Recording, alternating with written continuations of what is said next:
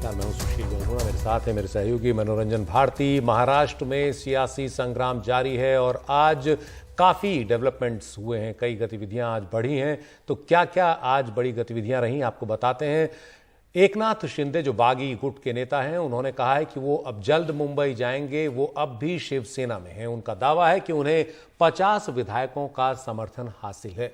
सियासी उठापटक के बीच दिल्ली में बीजेपी के नेता फडणवीस पहुंच गए हैं और वेट करने की नीति पर है, मतलब रुको और देखो की नीति पर बीजेपी इस वक्त है। उधर महाराष्ट्र में राज्यपाल भगत सिंह कोश्यारी ने सरकार से जानकारी मांगी है कि 22 से 24 जून तक जो फाइलें क्लियर हुई हैं उनका ब्यौरा उन्हें दिया जाए, क्योंकि ये बीजेपी का आरोप है कि बड़ी जल्दबाजी में कुछ फाइलें क्लियर की जा रही हैं। उधर महाराष्ट्र में जल्द ही उद्धव सरकार का फ्लोर टेस्ट हो सकता है। राज्यपाल भगत सिंह कोश्यारी फ्लोर टेस्ट करा सकते हैं या कराने की तैयारी में है, सूत्र ऐसी जानकारी दे रहे हैं। और जो नई सरकार बन सकती है, जिस तरह का संकट इस समय है, उसके गठन में निर्दलीयों की बड़ी भूमिका होने जा रही है। सरकार गठन पर निर्दलीय गवर्नर को एक पत्र देने की तैयारी में है। और इस सब के बीच उद्धव ठाकरे आज अपनी कैबिनेट की शाम 5 बजे बैठक कर रहे हैं और शाम 5 बजे कुछ बड़ा हो सकता है। बाबा, आज उद्धव ठाकरे 5 बजे बैठक कर रहे हैं, क्या इस्तीफा दे सकते हैं? ये 2:30 बजे होना था, ये कैबिनेट 2:30 बजे होना था, इसको आगे बढ़ाया गया है। और सभी लोग जो है एक तरह से इंतजार करो की नीति पे चल रहे हैं। फडणवीस दिल्ली आ चुके हैं, एकनाथ शिंदे जो है वो मुंबई जाने की बात हो रही है। अभिषेक शर्मा, सुनील सिंह हमारे साथ दोनों जुड़ गए हैं। अभिषेक, आप बताइए, अब क्या लगता है कि सारा फैसला फ्लोर पे ही होने वाला है, जब बहुमत है या नहीं है उद्धव ठाकरे के पास? और क्या आज उद्धव ठाकरे इस्तीफा तो नहीं दे देंगे 5 बजे तक? देखिए, जो हालात बन रहे हैं उसमें विकल्प बहुत कम छोड़े हुए हैं देवेंद्र फडणवीस और एकनाथ शिंदे ने इनके सामने, उद्धव ठाकरे के सामने। लेकिन एक बात जरूर है कि ये जो लोकतंत्र में कहते हैं ना, कहने का पाप सामने कोई नहीं लेना चाहता, तो सियासी पाप नहीं ले रहे हैं अपने हाथ में। ये निर्दलीय विधायकों को आगे करेंगे, वो जाके गवर्नर साहब से मिलेंगे, गवर्नर साहब उनकी बात सुनकर ये कहेंगे कि फ्लोर टेस्ट होना चाहिए। और फ्लोर टेस्ट के लिए कहीं कोई मनाही नहीं है। फ्लोर टेस्ट के लिए सुप्रीम कोर्ट के आदेश में भी कोई मनाही नहीं है, कहीं कोई मनाही नहीं है। हाँ, वक्त मिलना चाहिए, नोटिस पीरियड सही मिलना चाहिए, ये कहा जा सकता है। जिसको लेकर जो वकील हैं कामत, उन्होंने सुप्रीम कोर्ट में अपनी बात भी रखी थी कि अगर फ्लोर टेस्ट हुआ तो उन्होंने कहा कि अगर फ्लोर टेस्ट की बात आएगी तो कोई भी सिटीजन मेरे सामने आ सकता है, यानी सुप्रीम कोर्ट में सामने आ सकता है।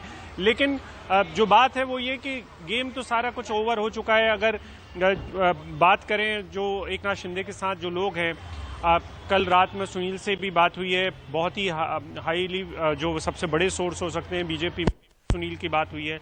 उनके लबोलुआब भी ये है, जो कि हम सबको भी लगता है, वो ये कि जो लोग वहाँ हैं उनमें कोई किसी को ये नहीं सोचना चाहिए कि ट्रोजन हॉर्स हैं या ऐसे लोग हैं जो यहाँ के भेदिए हैं, वो वहाँ पे गए हुए हैं।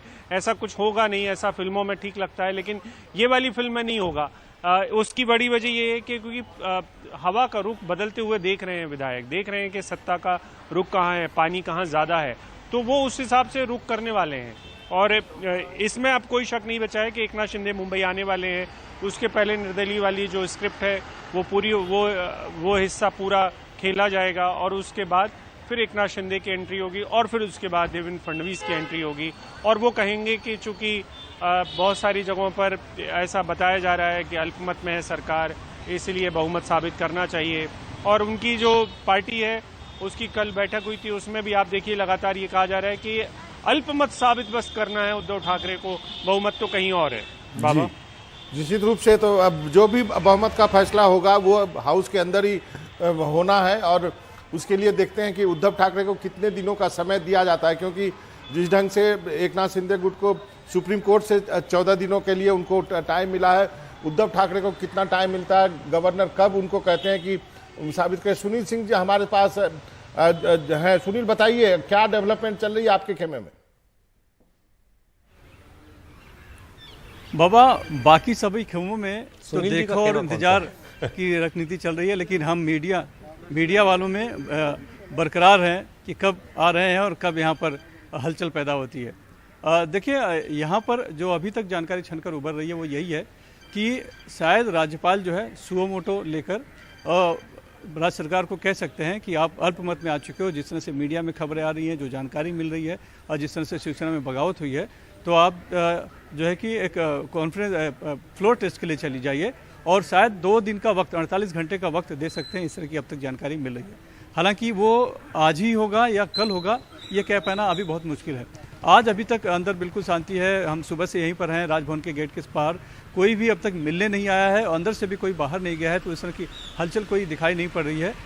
लेकिन इतना ज़रूर है कि ये जो शांति है ये हलचल के पहले की शांति है। ज़रूर हो सकता है कि आज अगर नहीं तो कल ज़रूर यहाँ से कुछ ऐसे फरमान निकले कि हम जिसका इंतजार कर रहे हैं, कि फ्लोर टेस्ट का इंतजार दरअसल सभी कर रहे हैं, बागी भी कर रहे हैं और जो अल्पमत में आ चुके हैं उनको भी इसका सामना आगे जाकर करना ही पड़ेगा। और बीजेपी इस पूरे मामले में जितनी भी उसकी रणनीतियां हैं, सभी जिसमें उसके कानूनी पहलू हैं, तकनीकी पहलू हैं, सभी पहलुओं पर लगातार विचार कर रही है, विमर्श कर रही है। और वो पूरी इस हम कह सकते हैं कि वो कॉन्फिडेंट इस बात को लेके कि इस बार पहले वाली जैसी भूल हुई थी इस बार नहीं होगी और ज़रूर उसकी सरकार आएगी।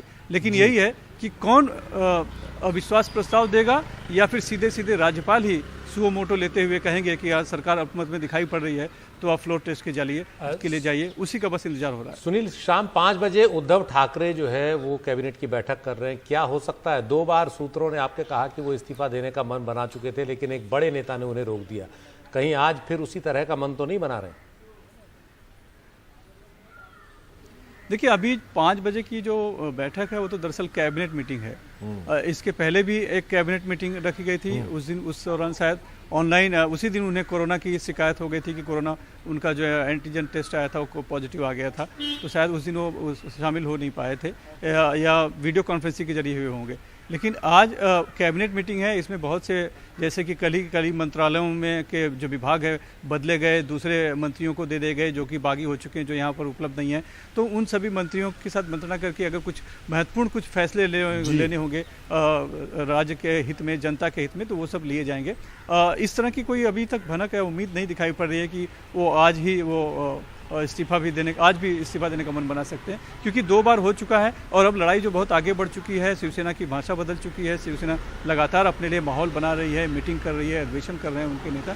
तो अब लगता नहीं है कि 2 बार जब उनको समझा दिया गया है और अब वो भले व्यथित मन में रहे हों, लेकिन अब वो आक्रामक मूड में आ चुके हैं।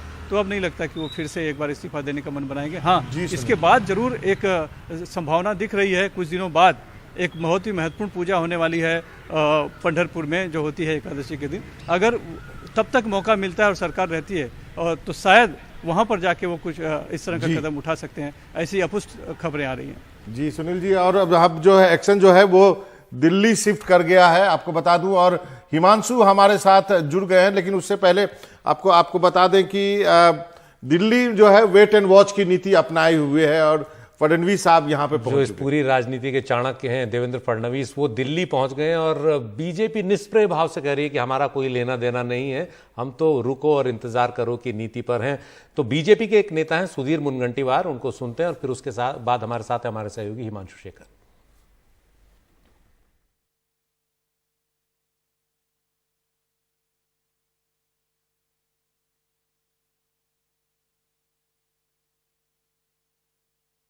देखो, हम वेट एंड वॉच की भूमिका में है। कल भी हमने स्पष्ट कर दिया कि हमने इस परिस्थिति को पूरी तरह से ध्यान में रखते हुए आने वाले दिनों में आवश्यक तब हमारी कोर टीम होगी और कोर टीम में इस विषय पे चर्चा मंथन करते हुए फिर हम निर्णय करेंगे।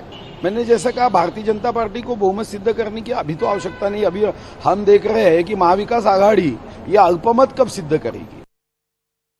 तो अल्पमत कब सिद्ध करेंगे, ये कहना है सुधीर मुनगंटीवार का। हिमांशु, आप बताइए, देवेंद्र फडणवीस का आज क्या क्या कार्यक्रम है दिल्ली में, कहां कहां जा सकते हैं, क्या कुछ बातचीत हुई आप लोगों की उनसे?